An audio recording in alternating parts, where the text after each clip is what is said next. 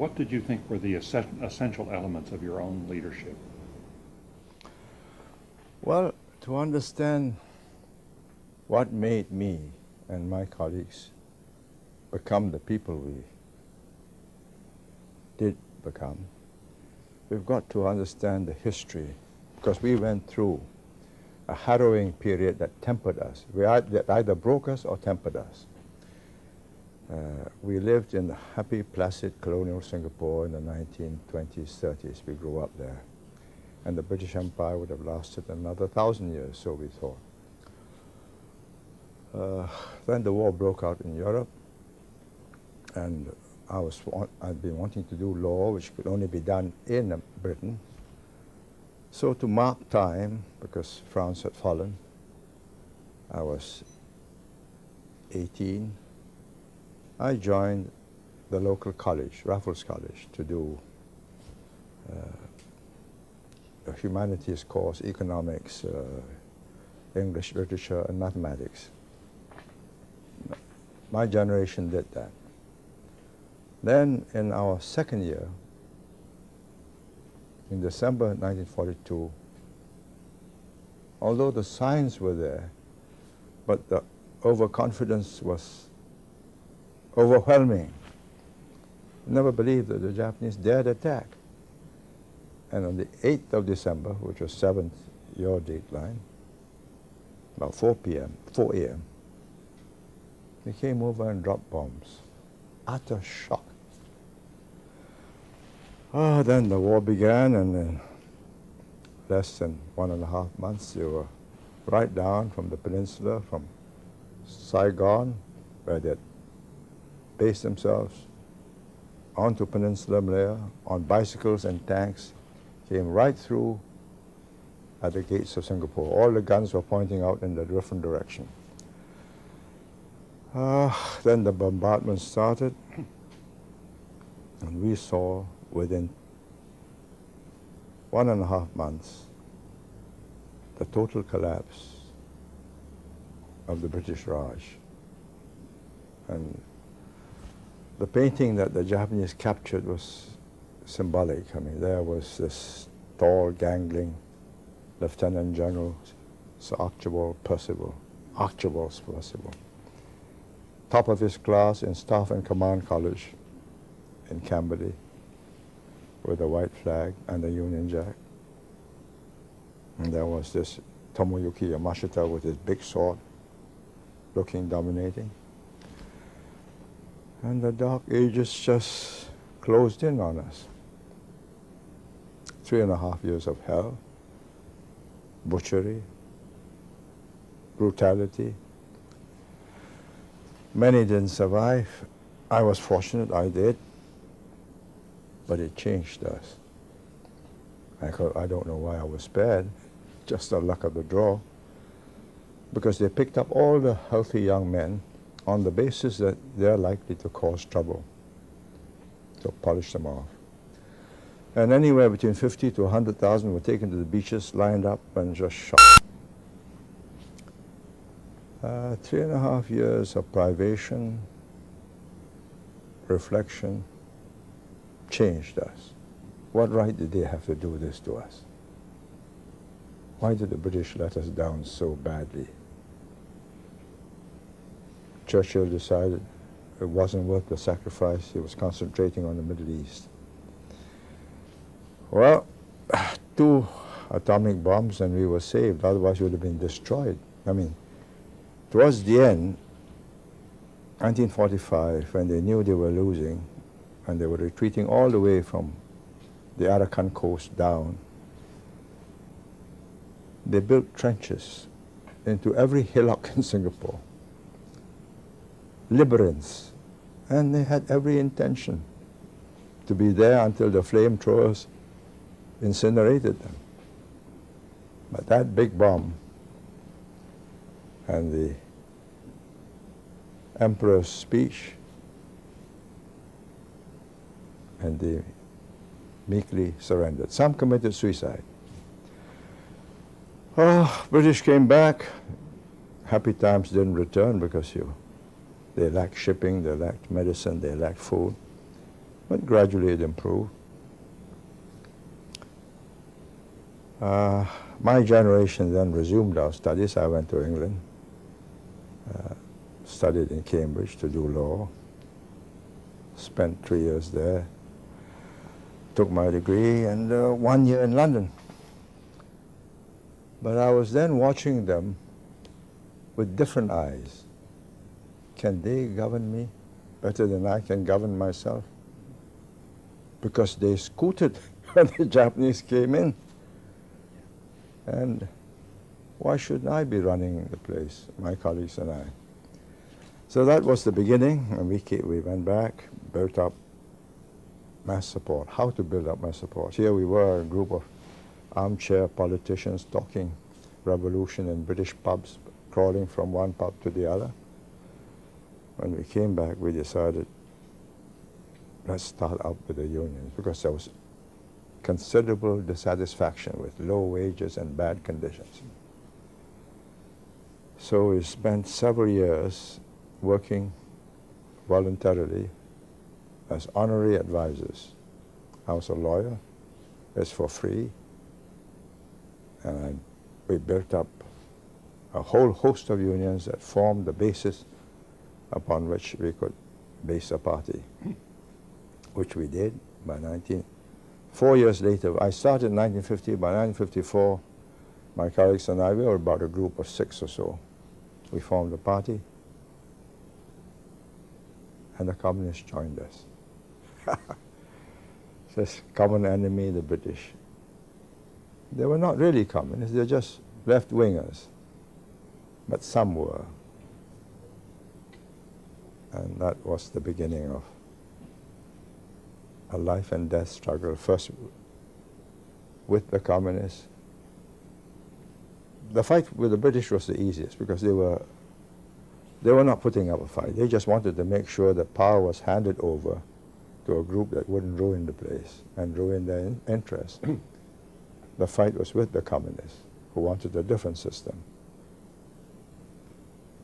Then to defeat the communists, because of the demography of Singapore, we were 70% Chinese, and all of them believed that communist China was a tremendous success, all the glorious pictures coming out of huge steel mills and ships and plants.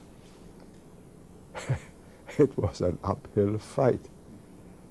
So we said, like, let's join up with the Peninsula, rejoin them. Then it'd be 40% Malays, 40% Chinese, 20% others. So the communists can't win. But when we joined the Malaysians, other Malays, they were not keen on this kind of psephology. They wanted 50 or 60% Malays, and they win. So after less than 2 years, they said, leave or there'll be bloodshed. It was a fine judgment whether they were threatening us, not really wanting to have bloodshed, but just wanting to get rid of us, or maybe the old Tunku who was then in charge was really out of control, and the young Turks were determined to rough us up. Snap decision had to be made, so we decided, okay, let's have a go on our own. So we left. And we have this tiny little island, 214 square miles at low tide, center of the British Empire in Southeast Asia, military base, commercial base, administrative capital, from which they govern Malaya, Borneo, Cocos Islands, Christmas Islands in the Indian Ocean. But now we got a heart without the body. All we had was the heart. How do we live? Where's the circulation coming from? That was the beginning of the challenge. Let's, if we might, rather than going through the elements of leadership for the moment, why don't we come back to the formative years, formative experiences? Dean, you want to pursue that? Yeah, could you talk a little bit about the challenges associated with trying to exercise leadership, mobilize, I guess, the competing factions to deal with the challenges of getting the British out of Singapore and Malaya, and that alliance you had with the communists, because potentially that could have been, well, it was threatening to you, and if had they won in any way, they could have just killed you. Oh, we would have been finished off. Yes. Well, it was the sweet innocence of youth. We believe that, you know, they can't all be communists. They look so ordinary people. They were just idealists. Maybe a few die-hard Marxist Leninists. And why not win them over to our cause? Because anyway, communism can't win in a multiracial society. You've got to win over the Malays, and they're not going to be won over by communism. So we were hopeful that we could win them over. And indeed, we won quite a few of them over. So that encouraged me enormously. But in retrospect, we didn't have a chance.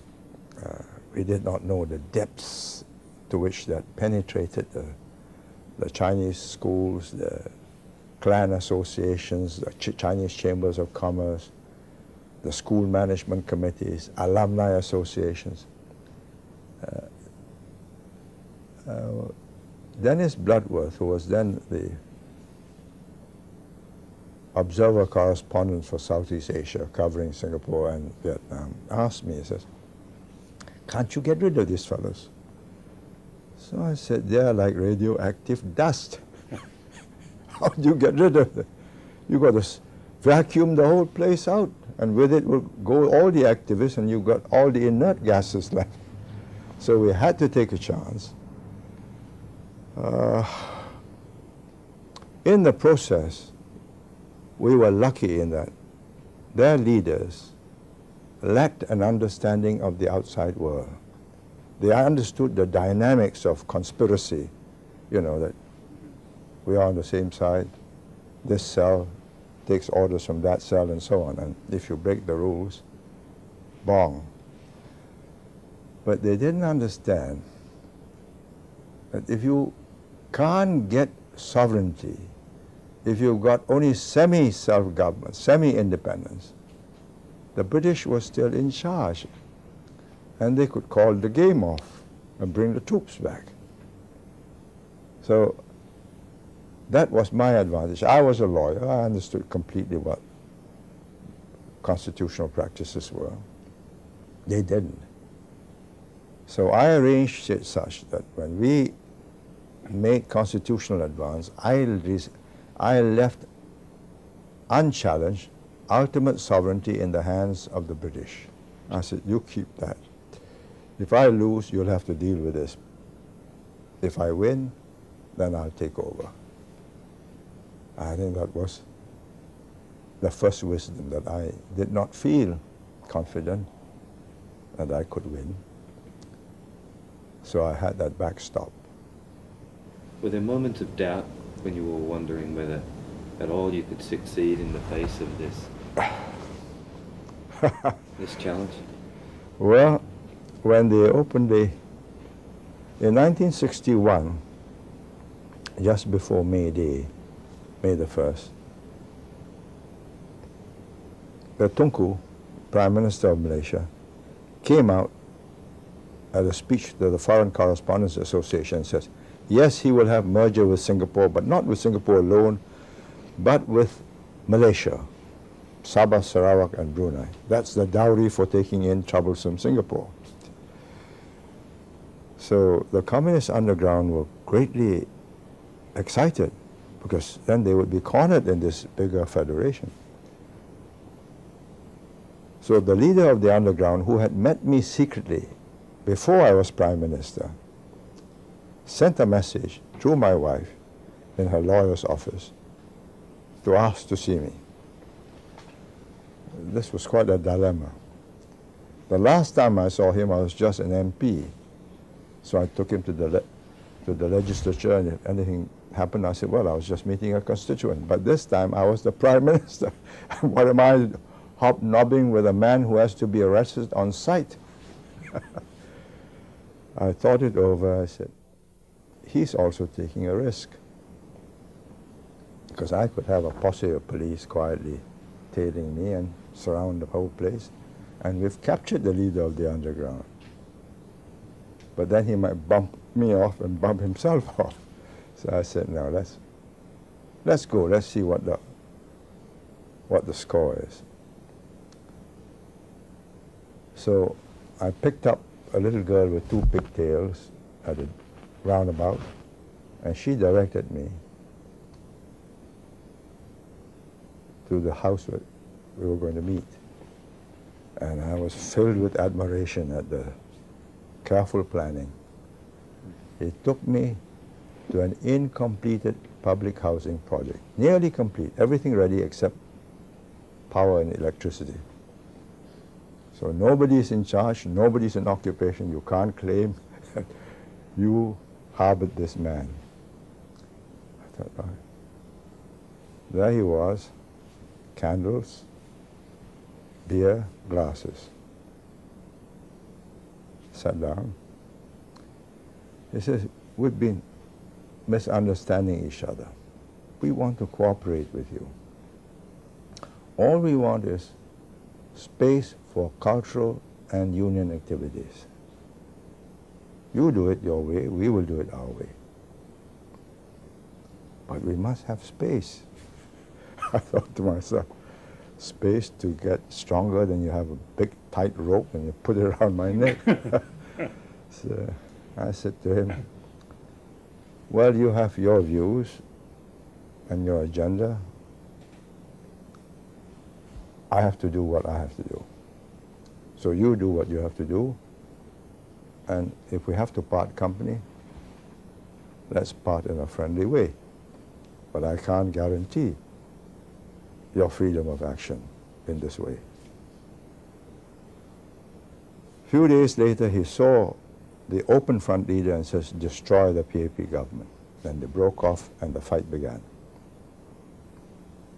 And I wasn't sure we were going to win it. Because all of a sudden, all their sleepers in all the unions and the newspapers, Chinese newspapers particularly, school management committees, chambers of commerce, came out with fiery statements denouncing me as a lackey of the imperialists and tool of the feudal leaders in Malaysia, and so on and so on and so on.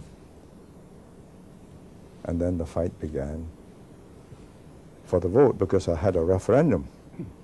I proposed a referendum to join or not to join Malaysia. And we campaigned for a whole year. We won it. They lost. I gave them no choice, because they had agreed with me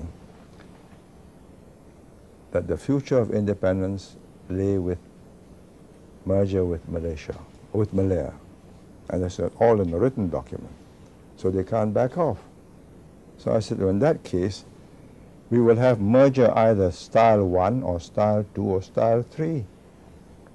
They said, no, you must have anti-merger. I said, no, you never wanted anti-merger. So they called for a blank vote to protest. They got 30% blank votes. I carried 70%. So we went into Malaysia.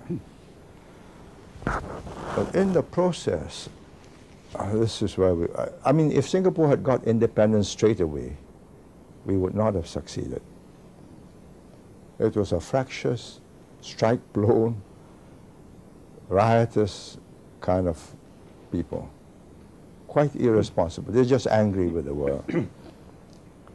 But having gone through this awful clash with dark forces that would engulf us, huge, massive rallies which the communists could mount to intimidate people,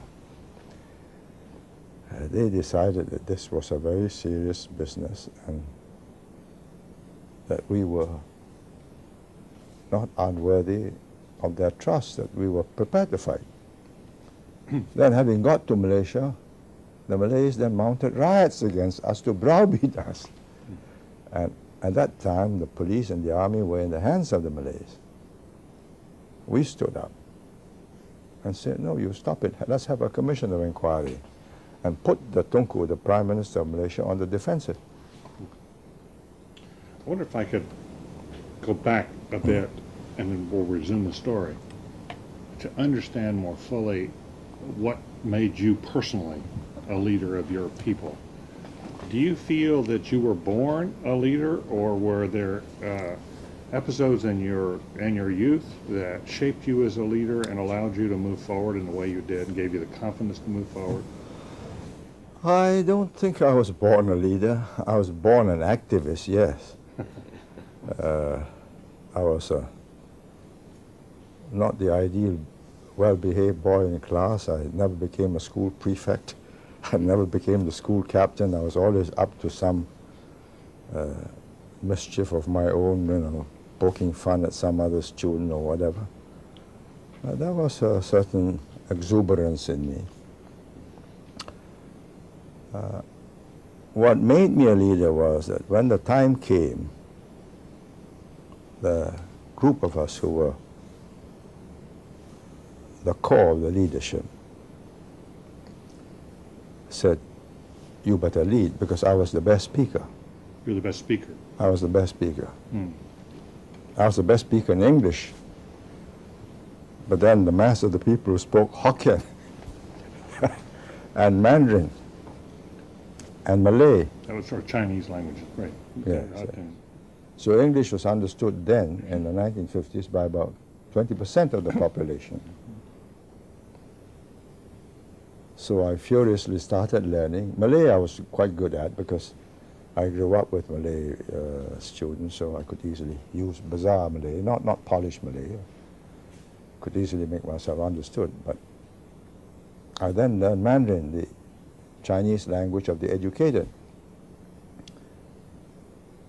Then discovered that only 20–30% of the population understood Mandarin, that the vast 70% spoke a variety of dialects, and the most understood dialect was Hokkien, Fujian, what Taiwan uses.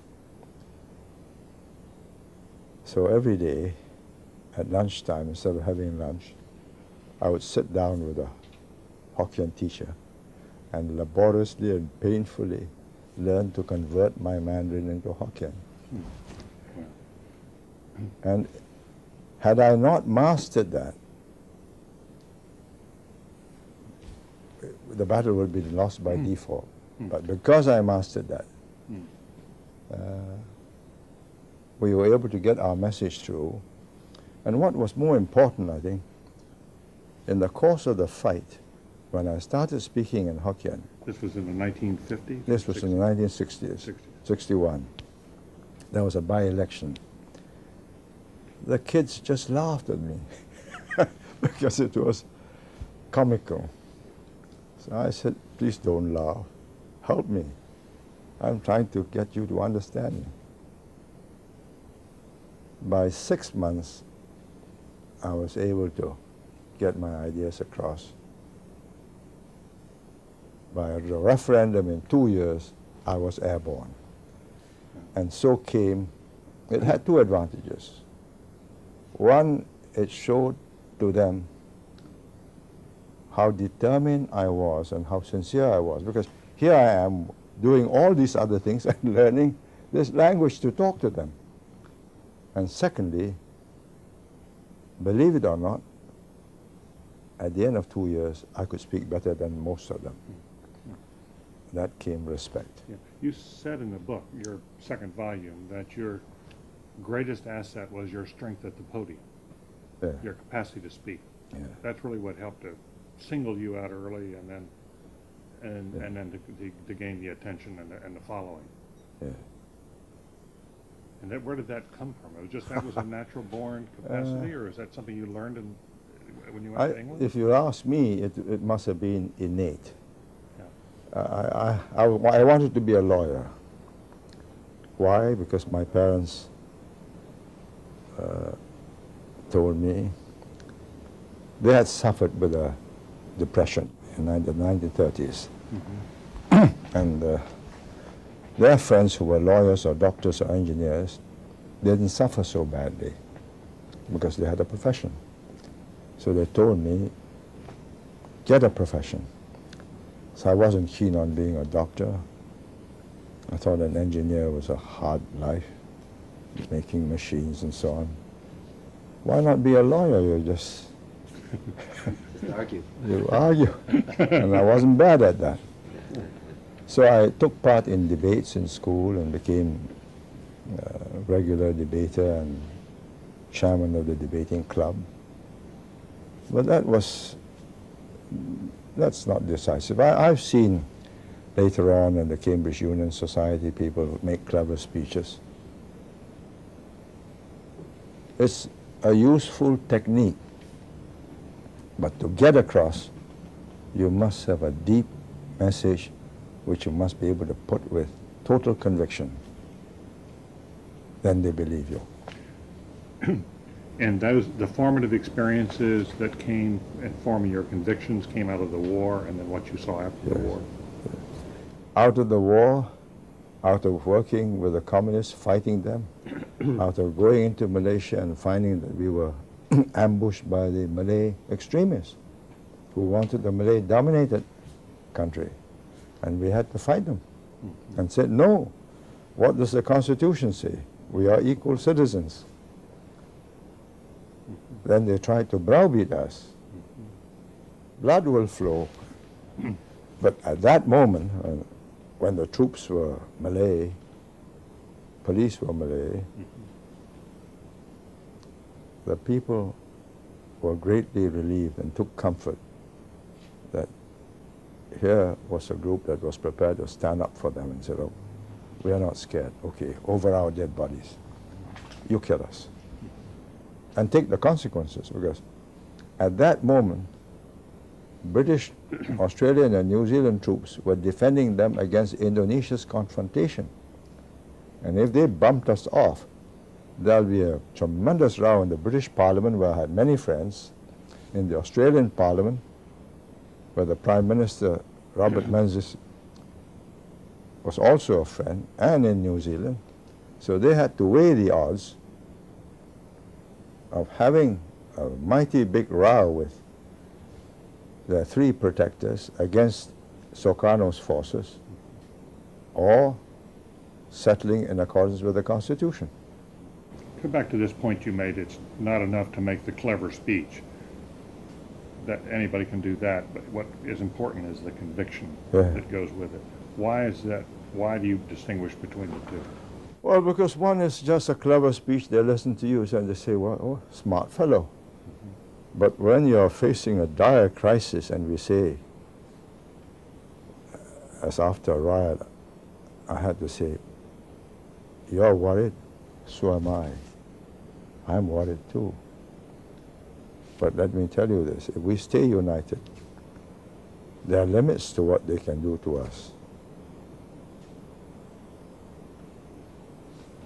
Let's have a solidarity movement throughout Malaysia, all the towns.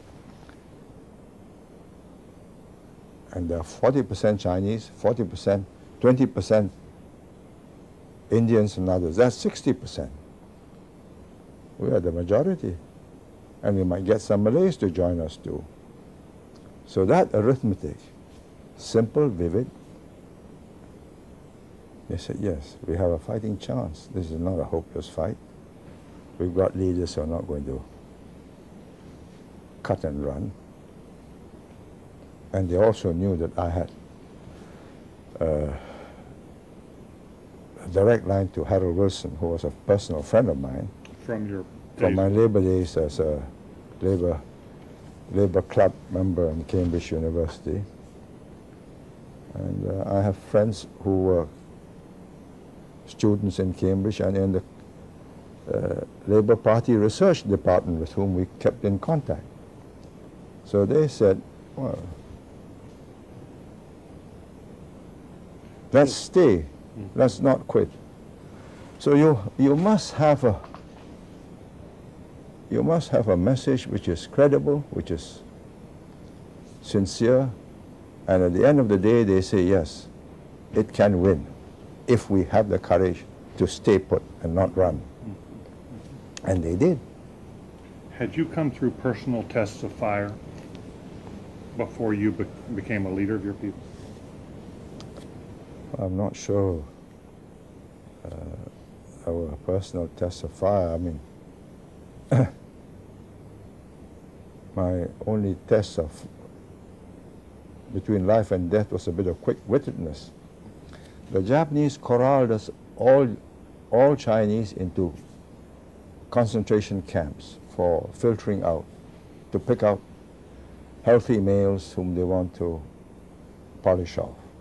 They wanted to punish the Singapore Chinese for supporting the China Relief Fund, helping the nationalist government fight them. So I was kept with my family in a red light district. They just corralled us. I think they just drew a circle and said, there you are. And as I was walking out, if you are clear, they'll chop a Japanese character or Chinese character, meaning examine, qian. It's either on your body, then you don't wash it, try to keep it for as long as you can, or on your shirt, in which case you preserve the shirt. When it came to my turn, as I was passing through, carrying my little belongings, he said, go to that lorry. I thought, no, this is trouble. If you go to the lorry, you might be killed. Instinct told me that, Yes. Bad. yes, it was bad. I said, can I collect my other things? They said, yes, go ahead. I then went smartly back. My gardener, who was a rickshaw puller who pulled my brothers and sisters to school, had his labor lines there. He shared a dorm there. So I hid in his place for a couple of days. Then when they changed the screening inspectors, you know, people with hooded eyes and so on, they decide who gets through, who doesn't get through. I decided to try my luck and went out again. This time I got through. The ones that were sent to that lorry were sent to the beaches and machine gun. So, have I had a brush with death? Yes. I was wondering whether it gave you the kind of courage that you've shown through life. You're known for having guts to sort of see through very tough situations. I'm not sure it's guts. It's just instinct. The other way, I thought, oh, this is sure death.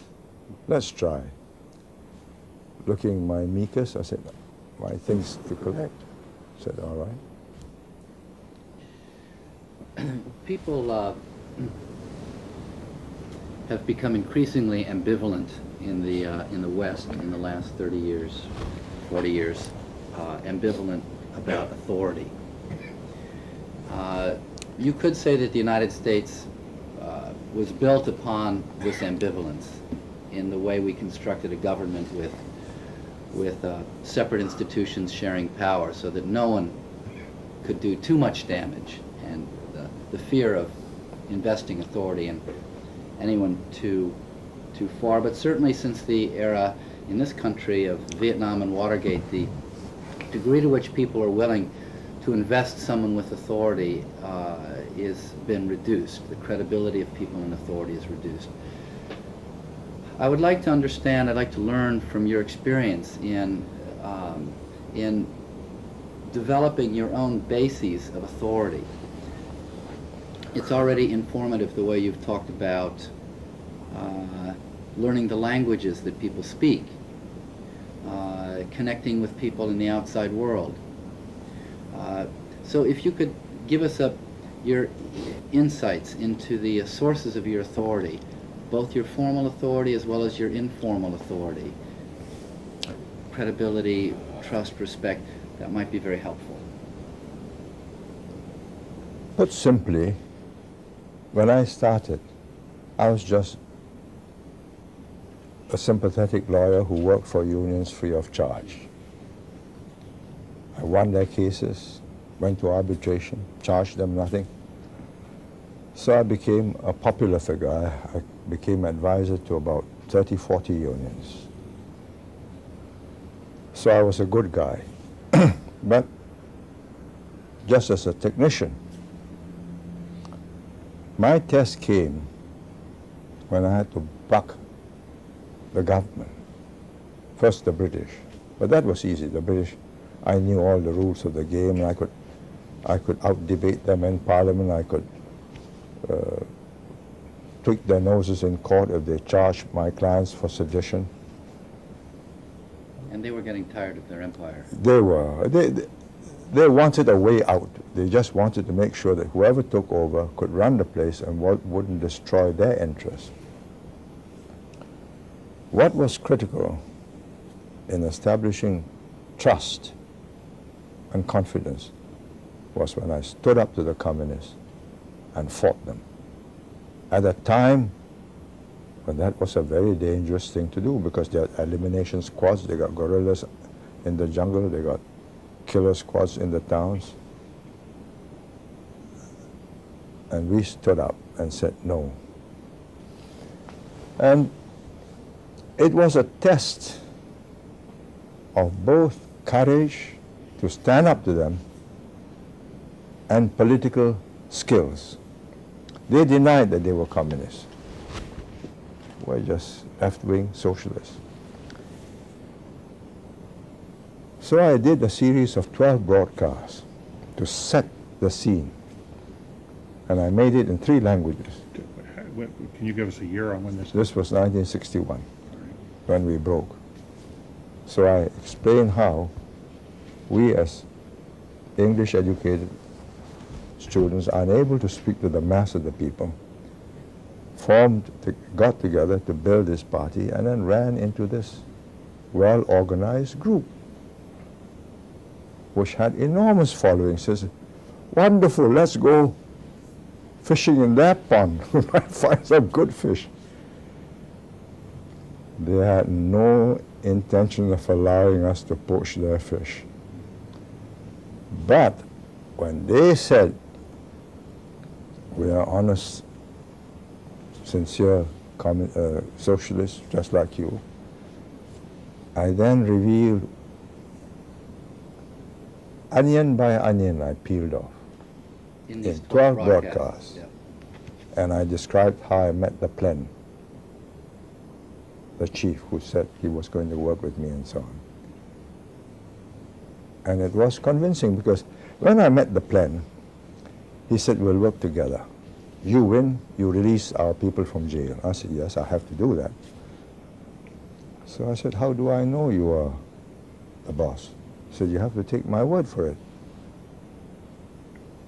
I said, well, I believe this city councillor is one of your men, and he has penetrated David Marshall, who was a Sephardi Jew, very bright fellow, a lawyer, non-communist, and he formed the Workers' Party. I said, you get him to resign. Then I will believe you are the boss. 3 weeks later, when I was in London conferencing with the British, I opened the Straits Times, and the chap had resigned. I thought, God, here was a man whom I had, when I became Prime Minister, I went to the special branch and looked up the files, and there was his picture, wanted on sight. And deep in the underground, chased by the police, he could send a message to this fellow he did not know, and the man resigned. So when I disclosed all this, credibility was established. The fight was on. In 3 different languages, those broadcasts. When I finished each broadcast, the director of the station couldn't see me. He went into the room and found me lying on the floor trying to recover my breath. Each speech was in 3. Oh yes, English, Malay, Mandarin. And you try that. How long did you speak? About 20 minutes each. Oh. Whoa. But it was a fight for survival, life or death.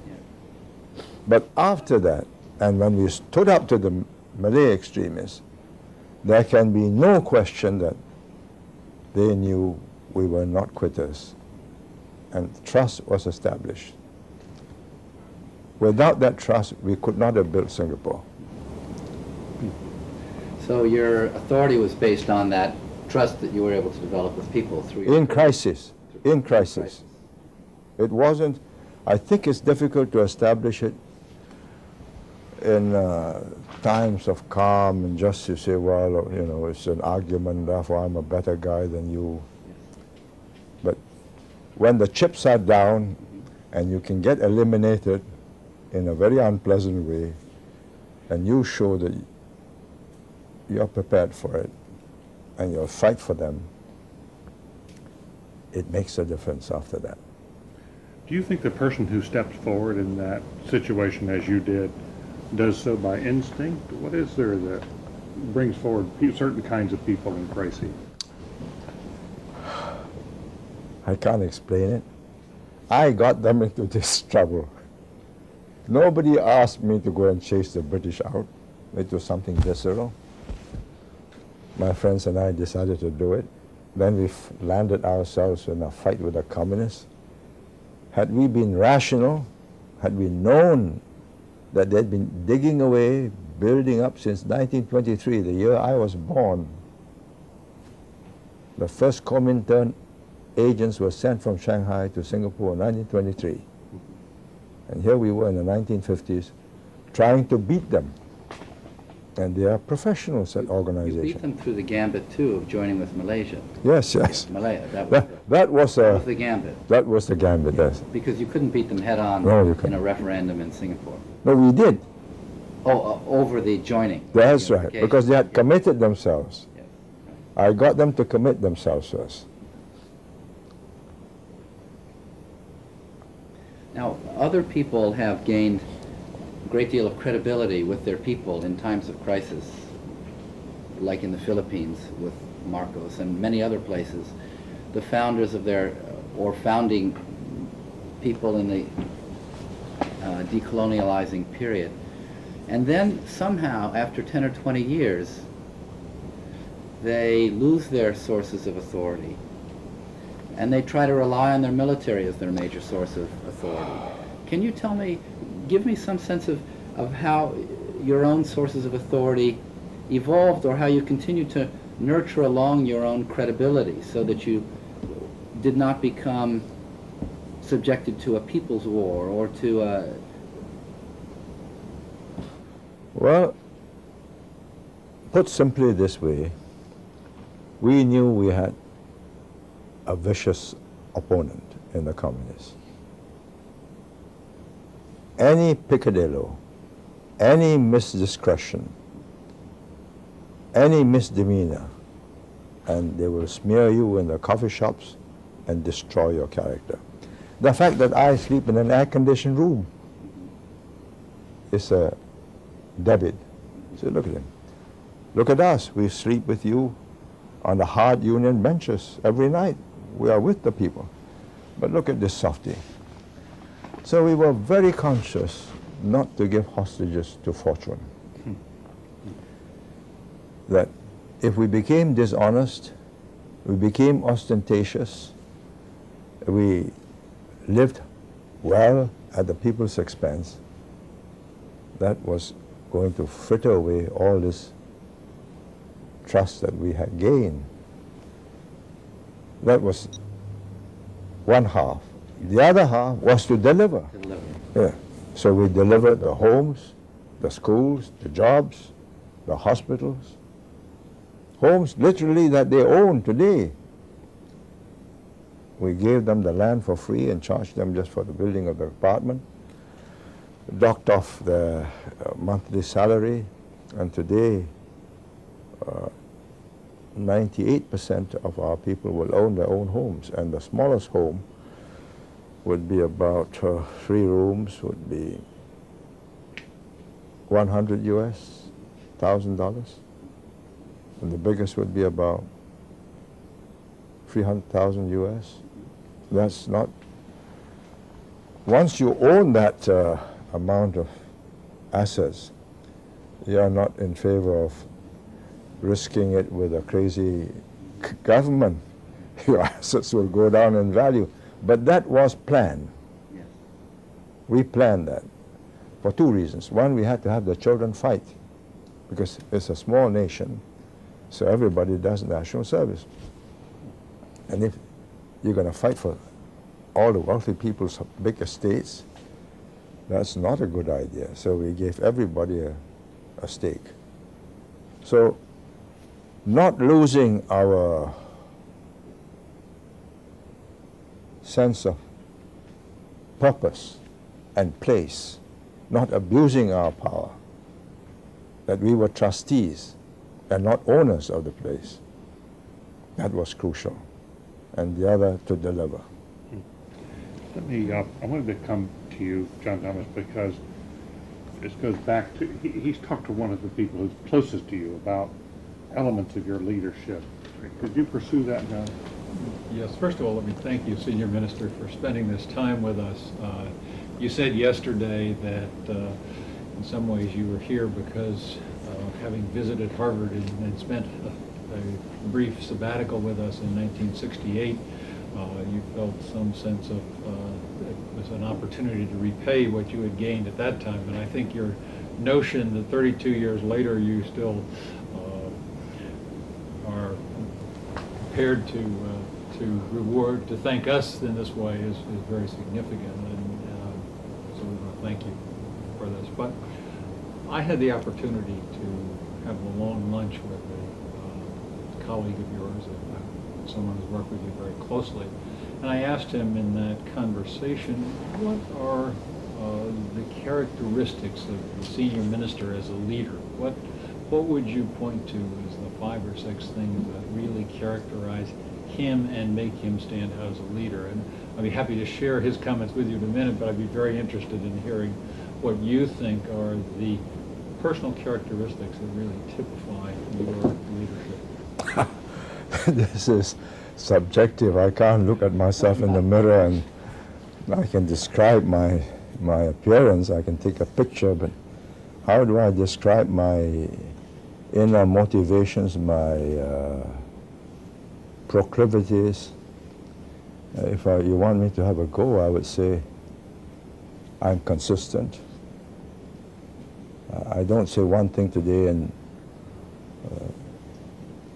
another tomorrow and change again day after tomorrow. It's not that I'm inflexible. There are circumstances where the situation has altered and I'm prepared to say, well, this no longer applies. But on the whole, I stay consistent. And I had 3 journalists write up a book of my speeches. And I asked them at the end, what was the dominant theme you found?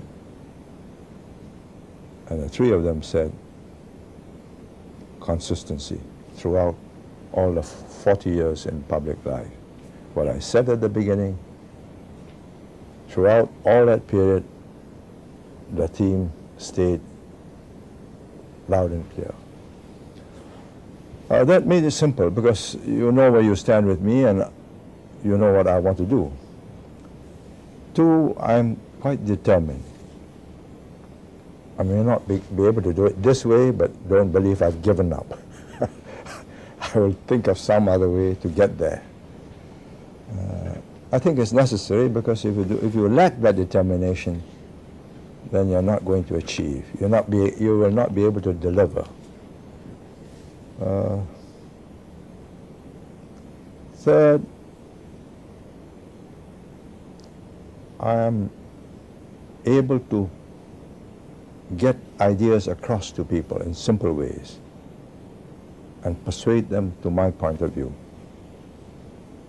If not the first time, then the second, the third, the fourth time. I don't give up. Eventually, I swing them around.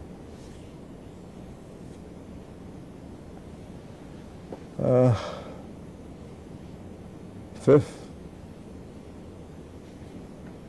I am true to my friends and colleagues. I don't place trust in people who don't deserve it, but those whom I feel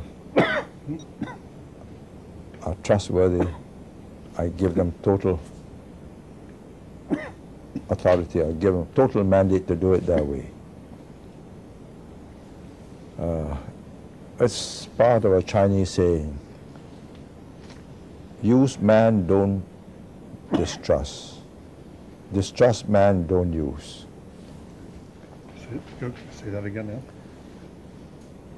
Use a man, don't distrust him. If you distrust him, don't use him. And I would say I've been fairly good at sensing who I should not trust. It's part of the EQ problem. I don't think any leader could last for long if his EQ is weak, because you've got to depend on other people to help you do the job. And if you are hoodwinked and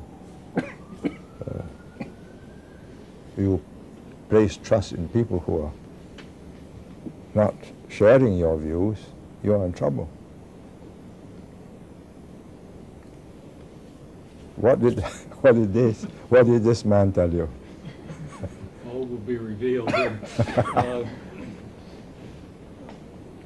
6 points, and I emphasize that I wrote these down in my own words sometime after the conversation, but the first one was one you made. It said he has a very strong sense of determination. Once he starts something, he will see it through. He persists, he will not fail, and everyone knows that. That helps. It seems to have. Stubborn. Second was he develops a broad vision of where he wants to go, and he connects things. He sees the implications much more fully than most people. Third was he has an unusual grasp of the environment. He understands context and what is possible. He knows where opposition will appear, what people want, such as security or opportunity. He understands hopes, and he understands history. Fourth, he understands the relationships between politics and policies. He understands priorities, preparation, what can be done, when, and how to do it. He reads extensively, and he connects things that he has read at different times, sometimes widely separated in time, to get a deep understanding of a particular situation. And the last one, he gets the best people, whether they are friends or enemies. He always welcomes opposition and opposing views until he makes a decision. So those were his. You must be a great supporter of mine. I think that's fair to say. Senior Minister, could we come back to this question of emotional intelligence? It was so interesting that you raised that, because as Dr. Heifetz was just pointing out to me, you're known as a man of brilliance, as a man of extremely rational, careful thought. And yet you raised the question, you said, without emotional intelligence, you can't survive as a leader. Could you sort of balance those two qualities off, IQ and EQ? Well, IQ, you can get beautiful paper done, complex formulas worked out, simple, elegant solutions in the end. But when you've got to get a team to work and put that formula into practice, you're dealing with human beings. And if you're not good at EQ, you can't sense that A doesn't get on with B. When you put them in the same team, it's no good.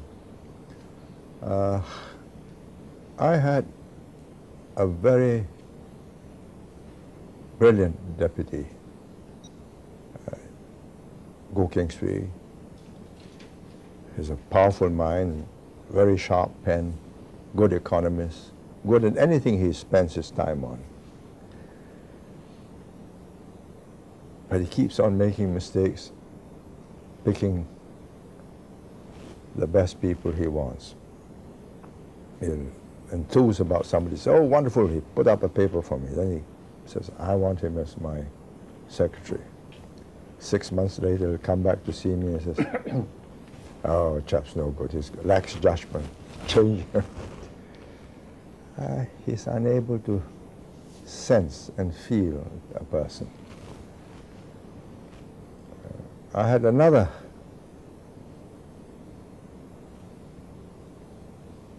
man of the same generation with Go King Sui, also bright, became a teacher, became a builder and a manufacturer of ships. Then in his 60s, I persuaded him to be the chairman of our Public Services Commission that recruits people for the public service and interviews potential officers or young students for scholarships to top universities abroad. And nobody, but nobody, pulls any wool over his eyes. He sees through the person each time. And when he sends me a man and says, this is a good man, he turns out to be a good man. He's got this uncanny knack. I have another friend, also a colleague. He was a manufacturer of sago flour. He invented a machine that would thresh the sago out of the fiber. I got him to build houses, the first few houses. Practical. I was very good at that. When he shook hands with a former special branch officer who hated us, he didn't know that, a Chinese, who when we took office, switched and worked for Malaya. And he shook hands with the man and says, I recoiled when I felt his palm. Evil man, he said. And he was. How does he know? I don't know. I think his body language, his eyes, his sense of feel of the other person. So I learned, whenever I had to do interviews to choose people, I would get people like Lim Kim San, Tan Teck Chui, the people who are very good at seeing through a candidate. And in 1 hour, we'll have the papers before us, records, achievements, various tests, degrees, etc. But in that 1 hour exchange, it's yes or no, and they were very good. I would rate myself as score 1 to 10, I'd give myself 7, maybe 8. But this chap who was chairman of our PSC, I'd give him 10. That's on EQ. Yes, on EQ. And if you had to rate yourself on IQ, 1 to 10? That's easier. You can put me through SAT, and I've never been through one, but I would say maybe 120. What was that? 120, maybe. 120. In an IQ score. An IQ score. IQ Yeah. score. Maybe, I don't know, must have been tailing off over the years as the neurons die. And so in looking for someone to appoint to a position of high authority, or if you're looking toward a leader, would you prefer a high IQ or a high EQ? What I think I hear you saying is have a good enough IQ, but then have a high EQ. That depends on the job. Supposing I wanted somebody to run the Institute of Cell and Molecular Biology and run a research project. then I would say, well, even if his EQ is not that good, but he will chase this thing down the tunnel until he finds what was the gene or what was the little thing that is needed, then I'd go for his IQ. But that would be an exception.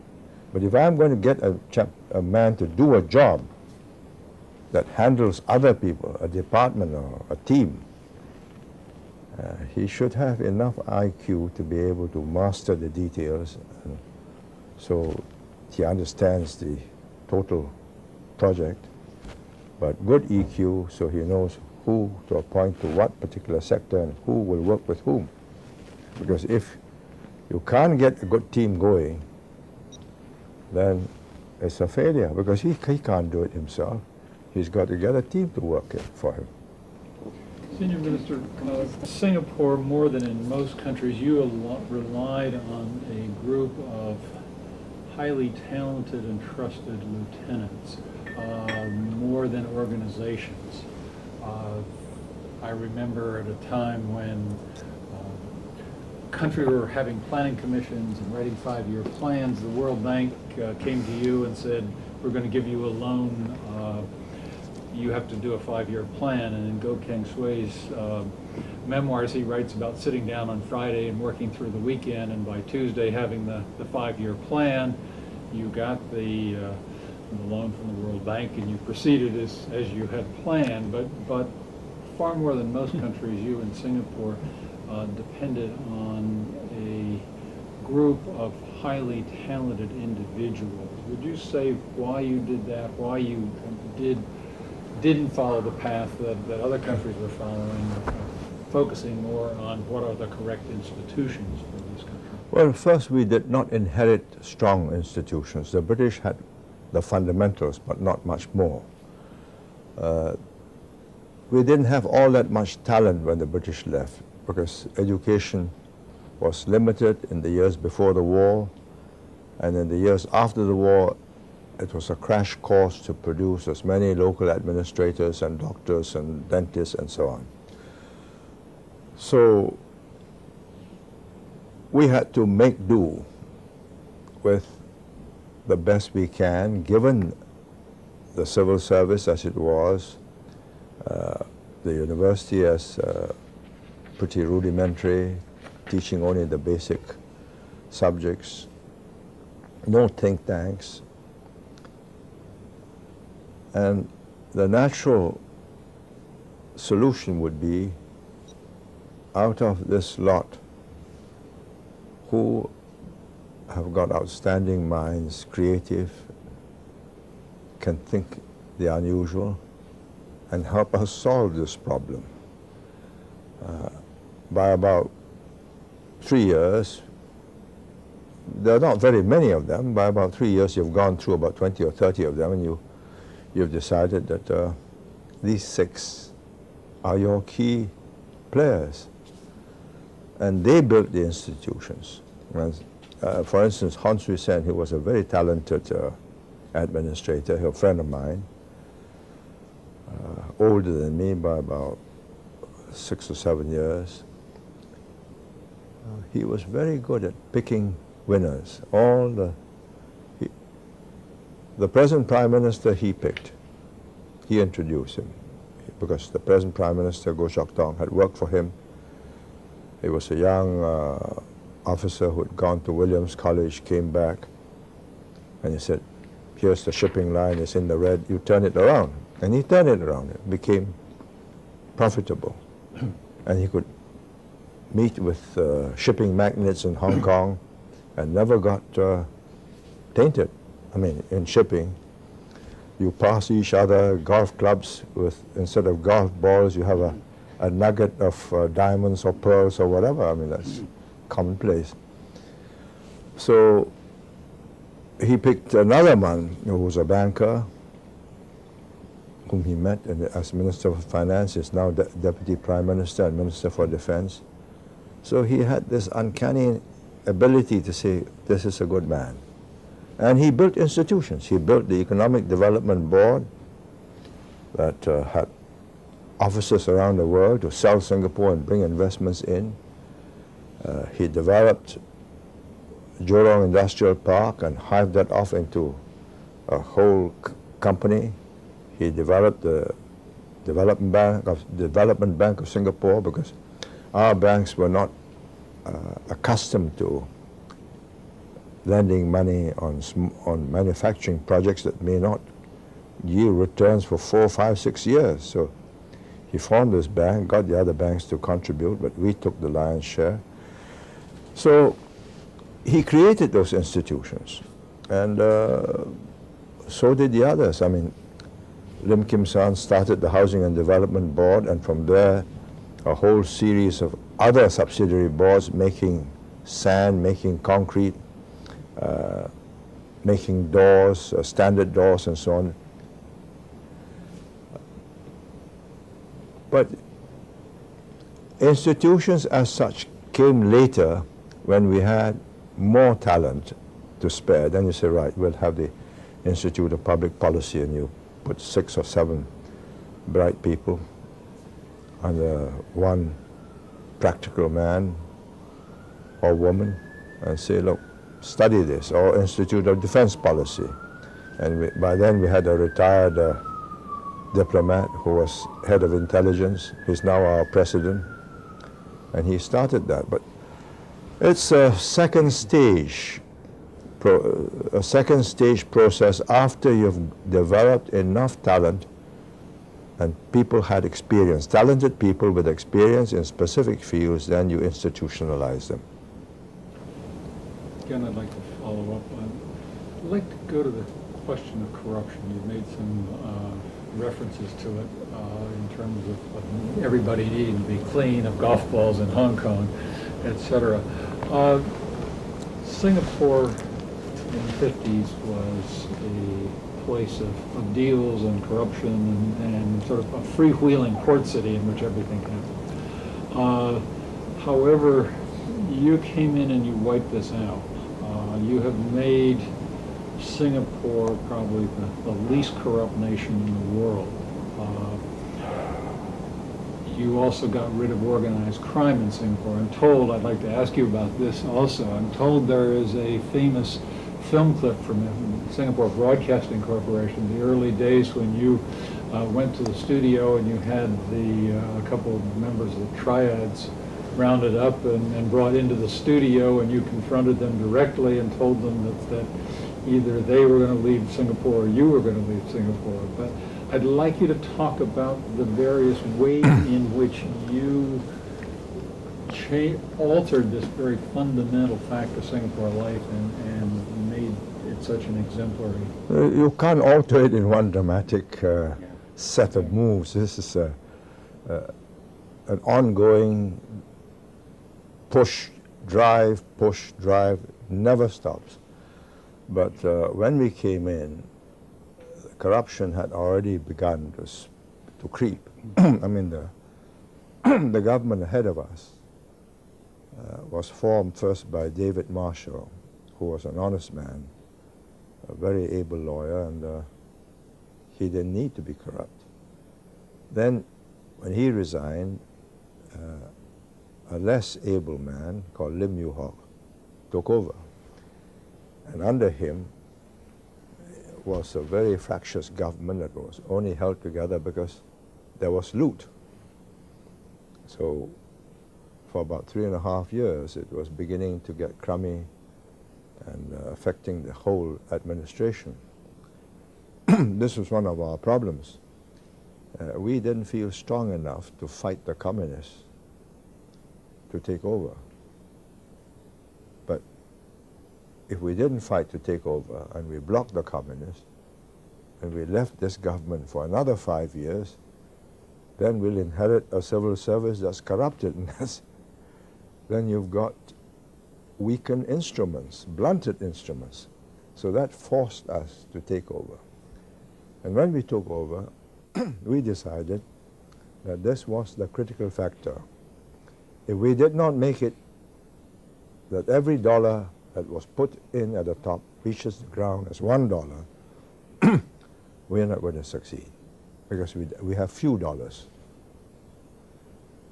And the communists will just kill us. look at it, another corrupt bunch. So we came in and we made a symbolic act. We dressed in white shirts, white trousers, and said we will be what we represent. We were also, of course, sickened by the hypocrisy and the venality of so many nationalist leaders that took power and within a short number of years just were living it up and running their countries down. So we had to be different. We knew the communists would kill us if we were not careful. And we had the incentive to want to see that every dollar reaches the ground. So we changed the rules, made it transparent, no discretion, everything was open. So if you do something unusual, your subordinate or your peers will notice. Then I also put the Anti-Corruption Corrupt Practices Investigation Bureau under my personal portfolio so that everybody knew that I'm personally going to lead this drive. So I gave the director the authority to investigate everybody and everything, all ministers, including myself.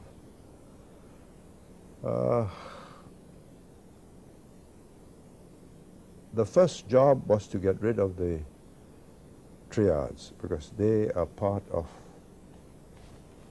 Singapore society from time immemorial. They came from China and they lived off extortion. And just as in Taiwan, when you go into elections, they can intimidate or they can buy votes for you. In Taiwan, they call it black gold. And I was determined that because we were in the opposition and Lim Yew Hock used the Triads, we told them during the election campaign, this is your last chance. When we win, you're out. So do your worst. You're not scaring us. But of course, by that time, the groundswell was so solidly on our side, they knew that we were most likely to win and we will deal with them. So having won, we just polished them off. We had special laws which the British had passed called Criminal Law Temporary Provisions Act, where you can't have evidence against a criminal because of his triad links or drug smuggling or whatever. You can lock him up for 2 years. And it goes to a special advisory committee where evidence is placed, not necessarily enough for a conviction in court. So within 2 years, we cleaned up the lot. And many moved off to Malaya and other places, and they never came back. Had we got them back, because the police and the army was attacking the populace, so we used them to fight them, I think then they would have grown, which was what happened in other parts of the world. But after that, it's just one hard slog to make sure. The venality is a failing which sometimes is difficult to explain. I mean, the most difficult of all to explain was when my own colleague, who built up all these beautiful houses, he's an architect, very able organizer, called Teh Chang Wan. I've covered him in one of my chapters. He could have made a fortune outside just as an architect. But for some reason, he yielded to the temptation of taking $500,000 for adding an extra piece of land on a land sale so that the developer has a neat little completed plot. Then he did that for another one. And years later it popped up. And the investigations had to start. He wanted to see me to solve the problem. I said, if I see you, then I'll be a witness in court. So best not see me. Better see your lawyer. He committed suicide and left He left a note and said, as an Oriental gentleman who believes in honor, I have to pay the supreme price. Died. And the family left because we had created by then, this was 85, 86, we had created in Singapore a climate of opinion which considers bribery, especially bribery graft in high places, as totally devastating to the society and the economy. But it's a heavy price, but it reminds every minister that there are no exceptions.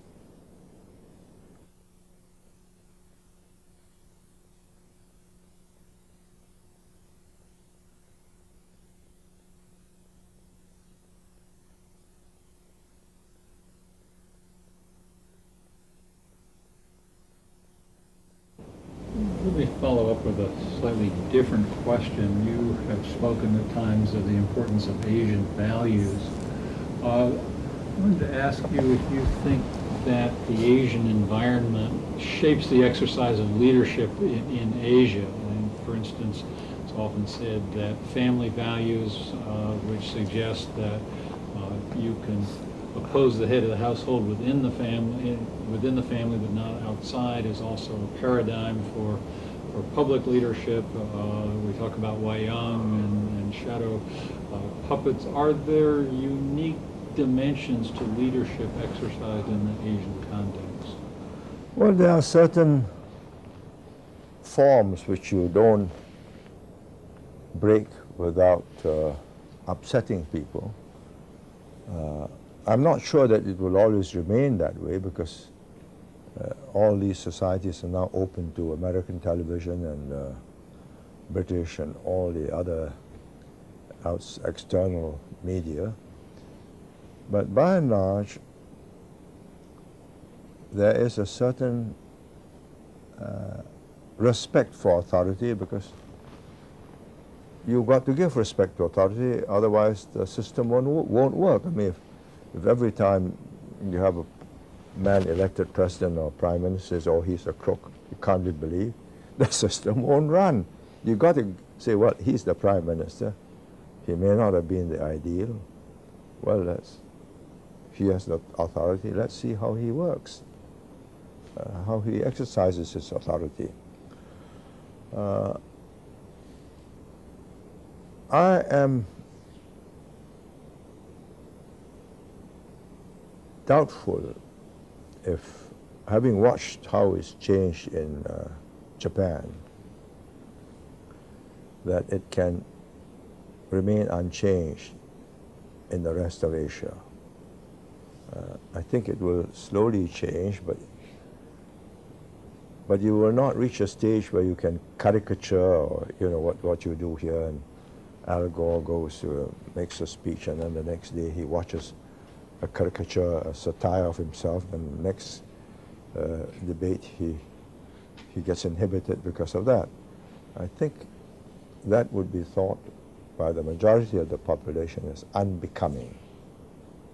Okay, so you know that he has got his quirks, but let's wait till he's no longer in office, then we can poke fun. But when he's in office, it does not become us to diminish him. I think it's changing because of the impact of interconnectivity, cable vision, satellites, soon broadband on TV.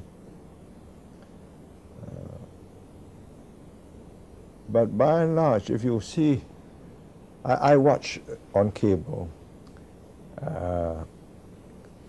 Taiwan and Beijing television.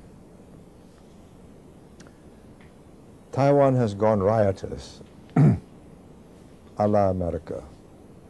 So fun is poked at the president, caricatures and so on. I think it's sort of force-fed. I want to show the Americans that we are a real democracy and we are acting like them. I'm not sure that this is doing a service to democracy in the long run in Taiwan, because it's going against the grain of the society and undermining authority. Then you look at the mainland. There's a certain formality, I mean, a certain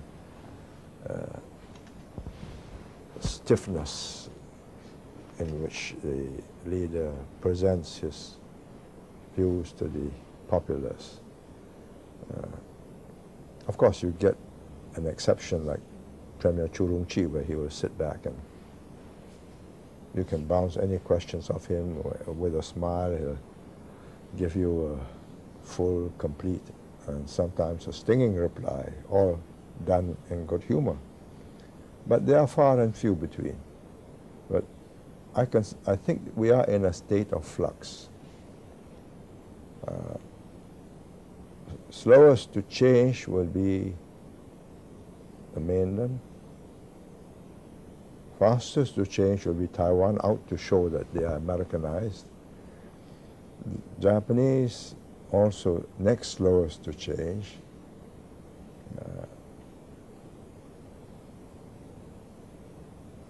In Indonesia, it's gone a little haywire. When President Suharto was in charge, he was a stern oracle. He says very few things and very seldom. But what he says, you have to study very carefully because they are going to be implemented. Then it went to Habibie, President Habibie, and he wanted to be a cuddly teddy bear, and he met the press every day. And in the process, made the presidency a very different kind of institution. So now you've got Abdul Rahman Wahid, president, very accomplished speaker of English, German, French, Dutch, Arabic. His eyesight not so good. But he's trying to go back to the Suharto Delphic oracle. Can't go back. The place has changed. The media is wide open. Habibie had encouraged it or couldn't stop it. So I think they're in for a very open season. Everything's sold. Real news, false news. I don't know whether it's true or untrue, but there's a picture of a woman sitting on the president's lap with the president's arm around her. And in Suharto's time, I think that whole publishing house would have been captured and burned. But now you have this attractive, titillating picture being reproduced by all the others, and the woman was encouraged and produced more pictures. So it keeps the story going. So I think these are countries where the style of leadership is undergoing a transition. We have students from around the world in our leadership classes and other classes. Do you think that we ought to try to make distinctions between leadership as it's exercised in one part of the world or the other, another? Leadership has to be exercised in the context of the society it is in. Yes. Without that context, it doesn't make sense. I mean, if you take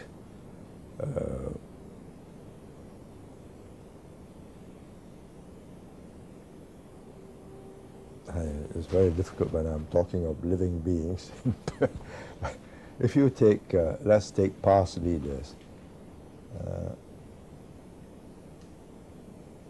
Margaret Thatcher could only operate in the way she did, and operated effectively during the years of her prime, from 1979 to 1990, because of the context. I mean, the society had been in a malaise. Successive Tory Labour governments couldn't get the country going, and she was determined to change it. And she was a grocer's daughter, and the Tory blue bloods determined not to allow the people to forget that. But she said, well, so what? Change it. I think had it been in Australia, she would not have faced that kind of social snobbishness, which made her job more difficult. So leadership has to be exercised in the context of your society, of a particular society, the values, the habits, the patterns of behavior of that society. I'm not sure that if you get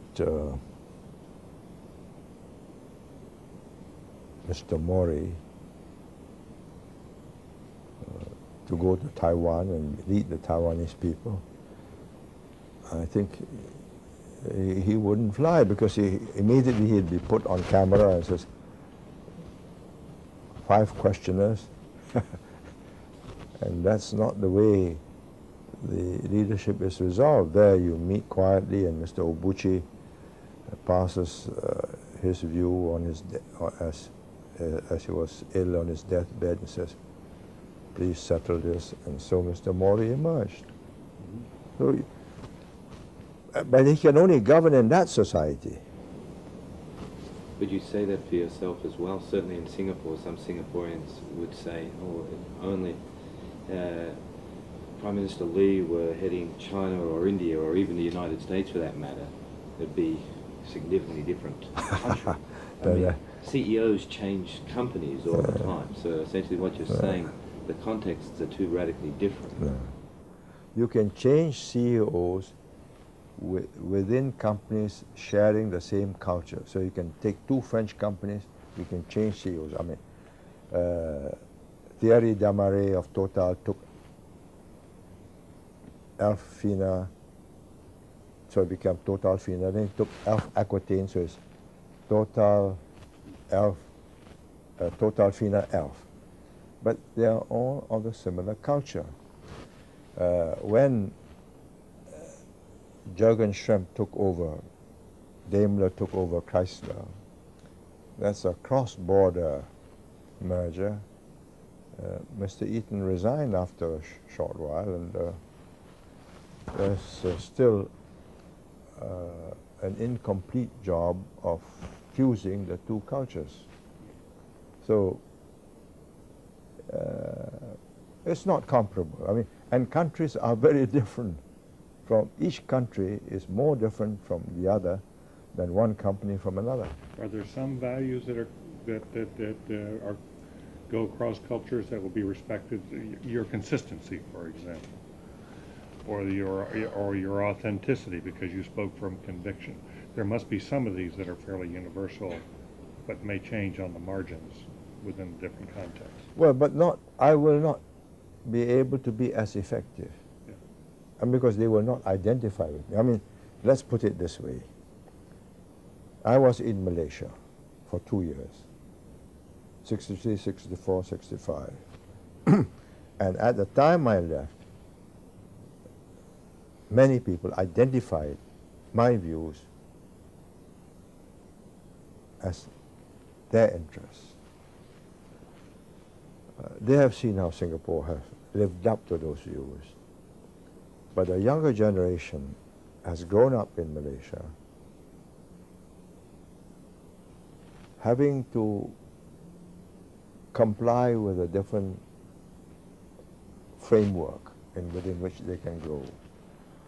Now, if I were to go back and make the same speeches or an updated speech of what I made, say, in 1965, they'd be terrified. Say, God, we'll have another riot.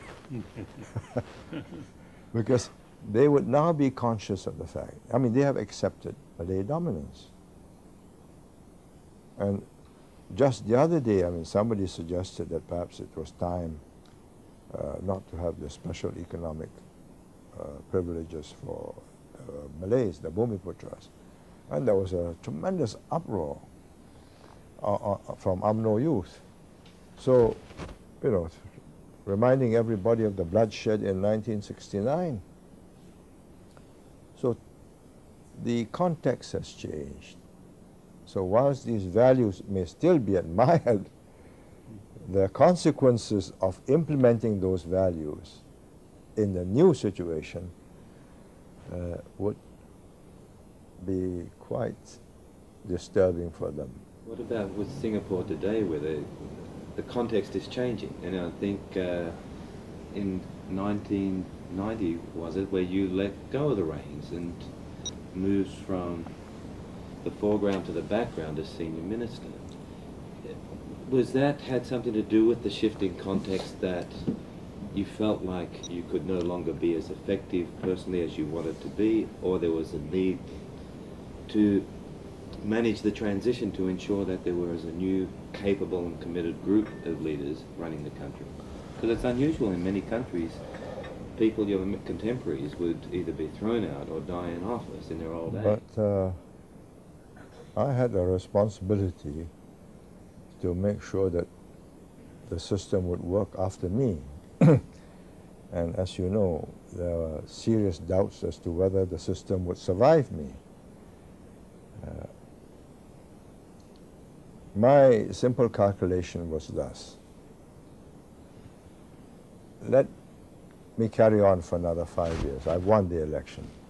What does that prove? That I'm vigorous, that I'm still agile, I still can get things done? So what?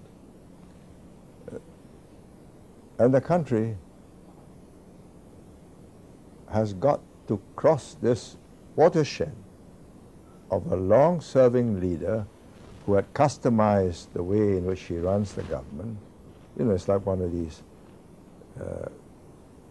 motor car seats and steering wheel where everything has been configured to your shape of your hands, your fingers, and you press the button and reset your way. Or should I get out, allow the system to loosen up, get the new leader to reconfigure the government, reconfigure the driving seat, help him so that there are no crashing of gears? Now, between the two, one, I've only proved that I'm still healthy.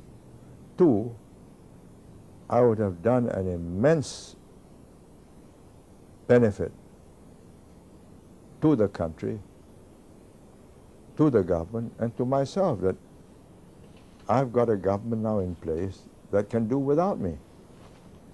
I was useful for the first 2 years, 3 years, but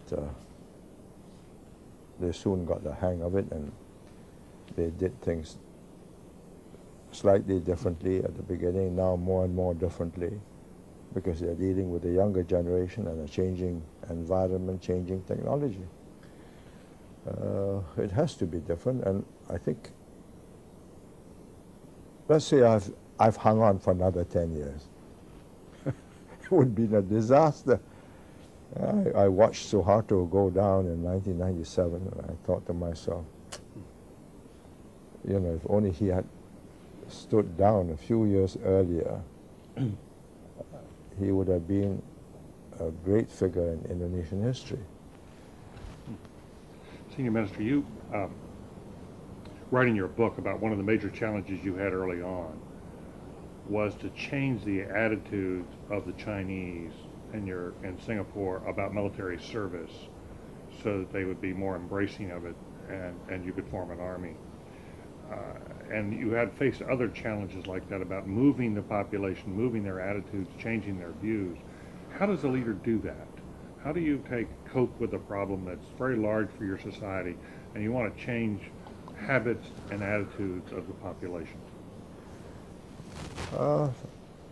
We faced, and the people knew we faced a dire threat. When we became independent, our 2 battalions, which had been formed during British days, had 60% Malaysians, and the commander was a Malaysian, because the forces had been integrated. And the Tunku intended that they should stay there. So the population was fully aware, alive to the fact that if we don't have a force to defend ourselves, we'll always be bullied.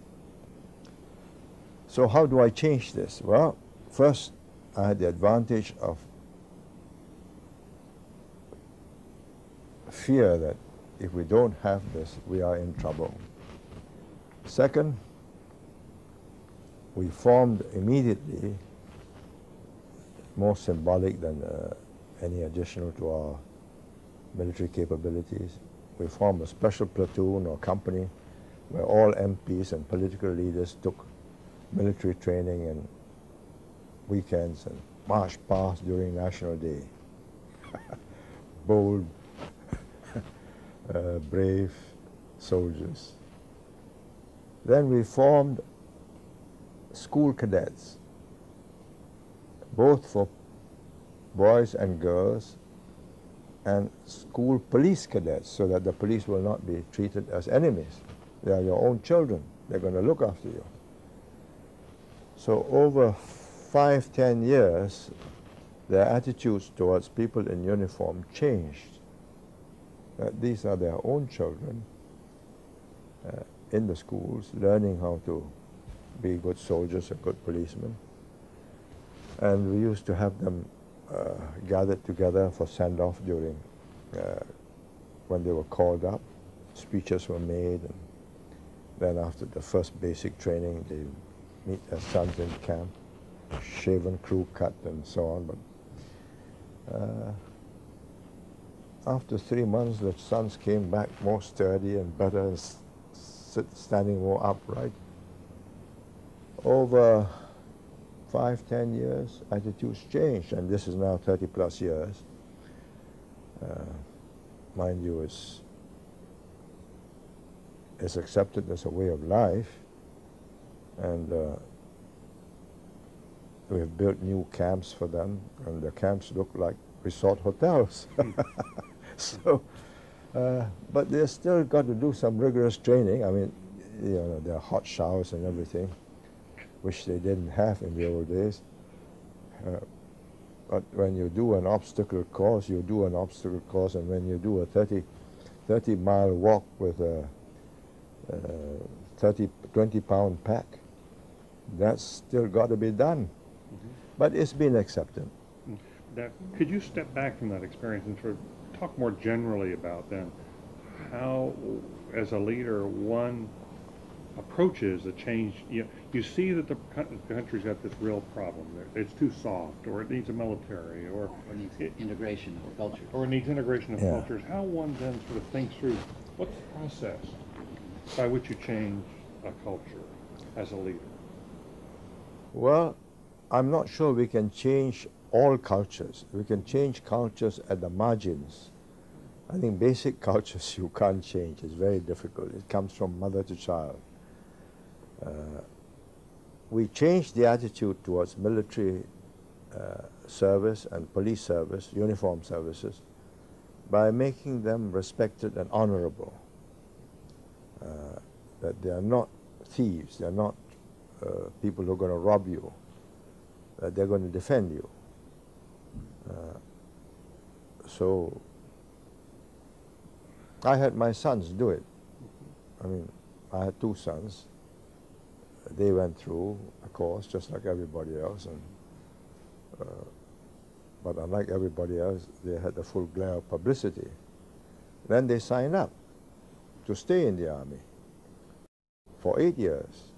They won a scholarship, and they went on to university in Cambridge. One did mathematics, another did engineering. But during the vacations, they came back for military training or went with the British Army on exercises on the Rhine or in Canada. And when they finished, they came to your Fort Sill or Fort Leavenworth to learn staff and command or artillery or whatever. So gradually, the people began to associate military and the officer corps with excellence. And indeed, of the cabinet, this younger cabinet of 15,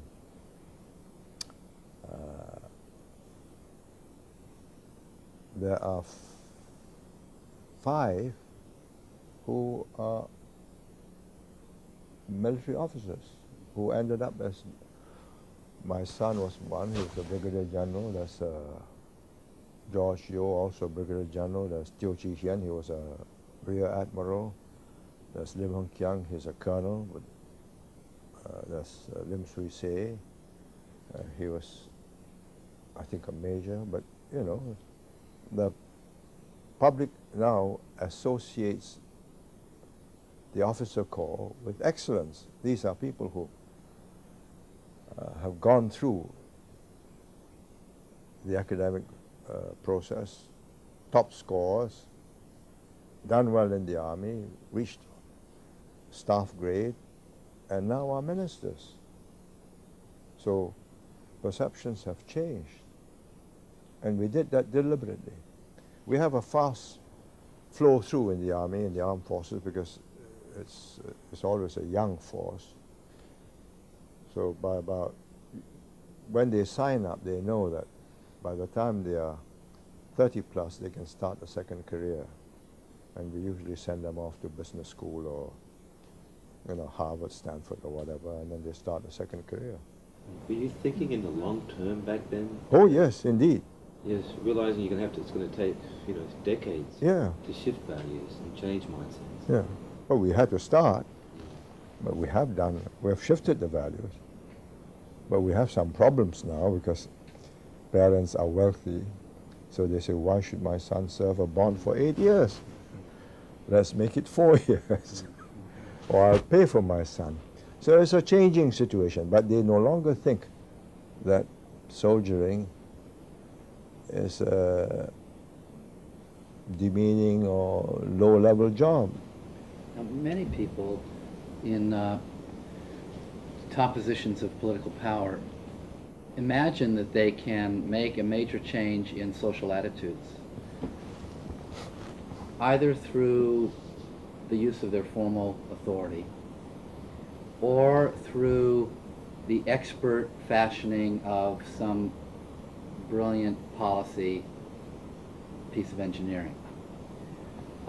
In either case, that the work can get done quickly and authoritatively and expertly.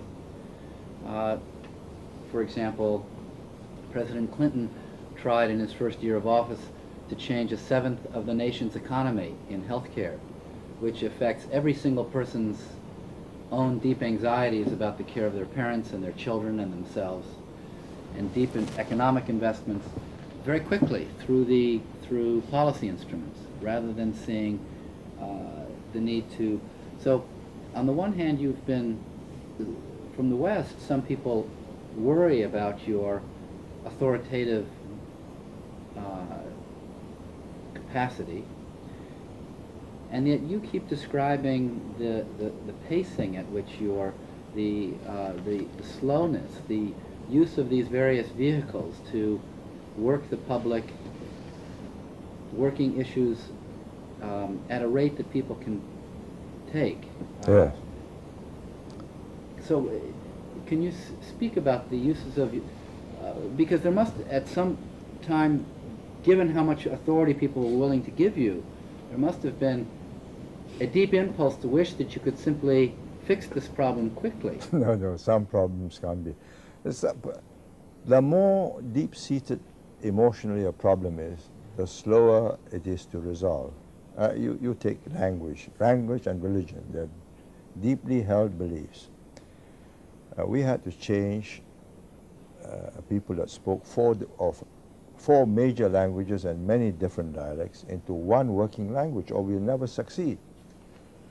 Now, had I passed the law and said, you will all learn English or you will all learn Chinese, we would have had mayhem, riots.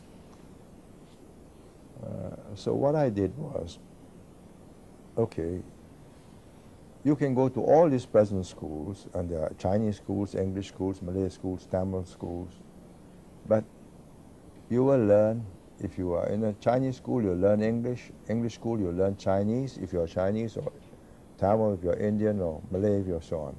So you will all learn 2 languages.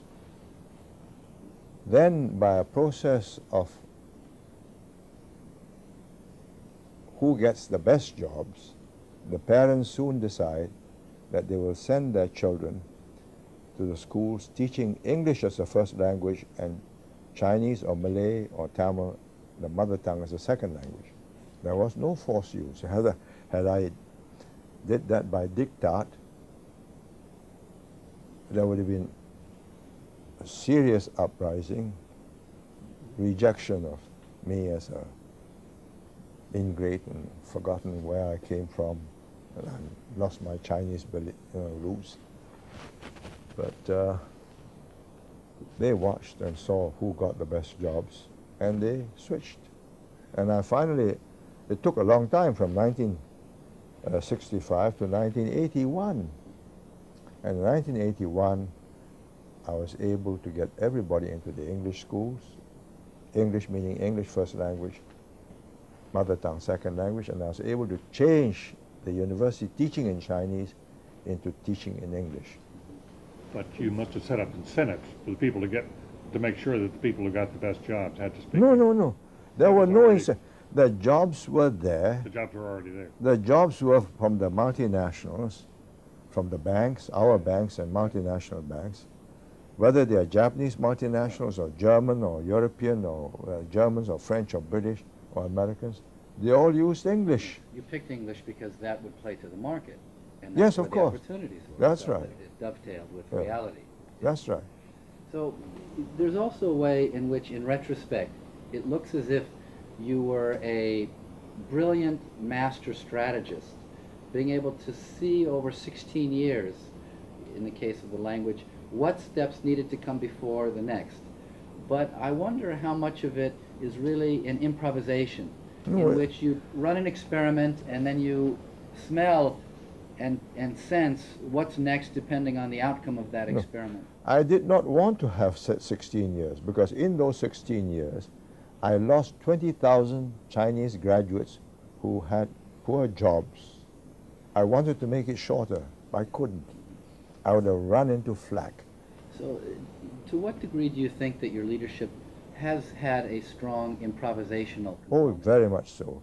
You have to watch how far you can go without snapping loyalties. I mean, one of our strategies was to make Singapore into a first world oasis in a third world region. The physical infrastructure is easy. I mean, you get best contractors, best designs, you got best airports, best container port, telecoms, whatever. Good buildings. But you got to change the behavior of people. They have been living in shanty towns, soap boxes and a zinc roof and a hole in the ground for their water closet. Now, when they move to these high-rises, they still, either for mischief or some unexplained reason to be a nuisance to their neighbors, they would urinate in the lifts just to be a nuisance when they've got proper toilets at home. So we had to put traps so that when you urinate, the lift will stop and you're trapped inside. So we'll catch you and we'll show you out. There's such an engineering. Yes. We have installed them. But let me add how clever they are. They open the lift door, They stay outside and pee into the lift. And it stops, but there's nobody inside. So we installed a camera that would catch the person outside. So it goes on. You tell me it's easy to change habits. I think it's not. But we were determined that they should behave in first world standards and not as if they still got a hole in the ground. I'm not saying that it's all stopped, but it's much, very much less. That is a constant fight. Yeah, but you had to start with the vision. Oh, yes. Yeah. You had to have a sense of where you wanted to Yeah, go. and you got to sell that vision and say, look, if you want people to come here and park their families here, then you must have clean roads, green gardens, safe environment, good health, recreational, good schools, good hospitals, and good nurses in the hospital. So this will get us there now. You can't carry on in the old way. Why some leaders are visionary, and many others are not. How can we help prepare people at the university level to become strategists, visionaries, to have that longer view? Well, it depends on what is it that motivates them. What do they want to be? I mean, I take this present generation. You know, the preoccupation with wealth. They open Fortune 500. All the billionaires. They open Forbes. They say, oh, so many multi-billionaires. So many dot-com chaps have made billions out of nothing. They're just completely swept away by all this. So we've got young administrative officers who've served 6, 7 years. Can I take no pay leave? Whilst the dot-com companies are hot, I want to try.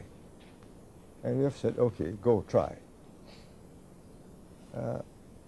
The motivations are different. If I were now 20 years old, I might be joining the dot-com venture capitalists. Particularly being a mischievous sort. Yeah, and I probably make $1 million or $2 million. I'm not sure that I'll be wanting to do this job, but it so happened that I was born in that period, went through that kind of a life, and started questioning, why are these chaps doing this to me, and what right have they? And that, I don't know, tempered, fused something in me and the group of us, and we became different. But the problem now is you say, right, give them a vision. How? Well, I've given the second generation that I have brought into office as much of a transfer of data, historic perspective, so that they understand the responsibility is now with them. And as I wrote in my epilogue, the fact that we have succeeded in the last 35 years does not mean we're going to succeed in the next 35 years. The fact that these things were done that way and succeeded does not mean it will be done the same way. You got to start thinking, you got to start adjusting, you got to make use of new technology, new methods, seize new opportunities. But I think what I have succeeded in doing, what my colleagues and I have succeeded working with them for the last 15, 20 years, is that they have that sense of trusteeship that if they give up, then 4 million people will just come to nothing. They'll be lost within 5 years, 10 years. So they got to hold this place together, make it work, keep on recruiting good people, seizing good opportunities, change course when necessary, and seek success where success can be found. Well, what is the new vision of Singapore? What would the new vision be? And how will somebody come up with it? I don't think that's my job now. I did not foresee this present Singapore when I started in 1965. It's the result of so many factors, changes in technology that that has shrunk oceans. You can just take an airplane ticket like you take a bus ticket. Could I have foreseen that from a backwater we now have 5-star hotels that will serve you food from anywhere in the world, because we have airlines coming in from 80 cities around the world every day. You can have Texas steak, you can have California in 1965. It's the result of so many factors, changes in technology that that has shrunk oceans. You can just take an airplane ticket like you take a bus ticket. Could I have foreseen that from a backwater we now have 5-star hotels that will serve you food from anywhere in the world, because we have airlines coming in from 80 cities around the world every day. You can have Texas steak, you can have Californian steak. Here at the Kennedy School, they were focusing on training and developing people to exercise leadership. Do you think that can be taught as you reflect on your experiences and the lessons you've learned along the way? I once watched Isaac Singer, the Nobel Prize winner for writing in Yiddish literature. I was in New York, time on my hands, and he was being interviewed. And he said, "You teach writing at Columbia or some university?" He says, "Yes, I do." "Can you make a writer write great literature?" He paused, he looked at the interviewer and says, "If he has the writer in him, I will make him a good writer in a shorter time." So if you ask me, can you make a leader of anybody? I don't think so. He must have some of the ingredients. He must have that high energy level. He must have the ability to project himself, his ideas. He must have the desire almost instinctively to say, "Look, let's do something better." Of wanting to do something for his fellow men and not just for himself and his family. You can't teach those things. He's either got it or he hasn't got it. But if he's got that, then you can save him a lot of trouble. Say, "Look, don't do that. Do it this way." I tell you that if you do that, you're going to waste a lot of time. And that's what I did with the team that we recruited. And you fashioned for yourself your own private tutorial, didn't you? In flying around the world and learning the lessons that had been Yes. to be captured from the failed experiments of some of your comrades in the decolonized period. Absolutely crucial. Let somebody else pay for the lesson. If you are stupid enough to go and do exactly what he's done and you're paying for it, then you're losing your opportunities. I just go watch and say, "Oh, that's a no-no." So how important is the travel portion of Oh, learning? very much It seems so. like it's critical to your Oh, whole life. Absolutely. I'll give you this example. It's better now. I can judge the state of an economy of a country by the state of the guest house. Yes, by the state of the guest house. I went to Egypt, Cairo, first time in